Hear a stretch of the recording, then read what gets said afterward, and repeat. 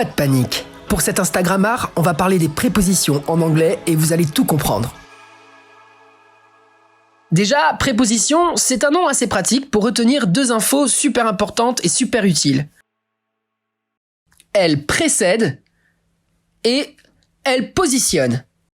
Elle précède toujours, sans exception, un groupe nominal. Ça veut dire que dans une phrase, s'il y a une préposition, vous trouverez forcément un groupe nominal juste après. Qu'est-ce qu'un groupe nominal ? C'est simplement un groupe de mots dont le noyau est un nom.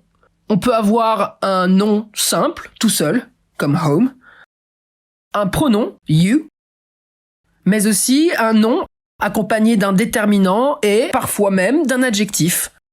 Comme vous le voyez, la préposition se trouve à chaque fois avant le groupe nominal. Maintenant qu'on a compris où se place la préposition dans la phrase, intéressons-nous à son utilité. La préposition permet de positionner un objet, une personne ou encore une action par rapport à ce groupe nominal dont on a parlé juste avant. Ce positionnement, il se fait dans l'espace avec les prépositions de lieu ou dans le temps avec les prépositions de temps. Nous parlerons de ces dernières dans une autre vidéo. Pour le moment, concentrons-nous sur les prépositions de lieu. Pour exemple, on va prendre l'un des messages que j'ai inclus dans mon Secret Hunt Challenge. Si vous ne l'avez pas vu, la vidéo s'affiche en ce moment même en haut à droite et vous pouvez aussi la retrouver en lien dans la description de la vidéo. Voilà notre exemple. Look inside the green box. En vert, nous voyons un verbe conjugué à l'impératif. C'est d'ailleurs pour cette raison que vous ne voyez pas de sujet. Ça correspond donc à notre action.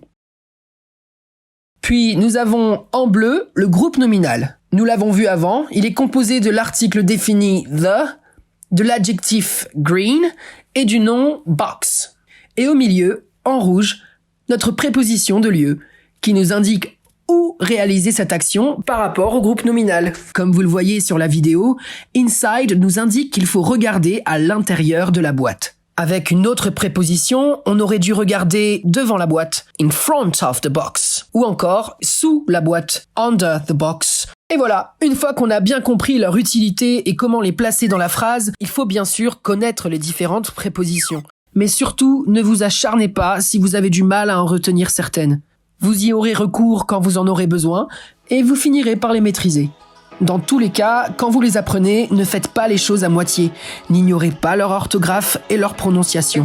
Il vaut mieux en connaître 4 en sachant les écrire et les prononcer correctement, plutôt que d'en connaître 15 approximativement. Sur ce, en attendant le prochain Instagrammar, je vous dis take care, talk soon.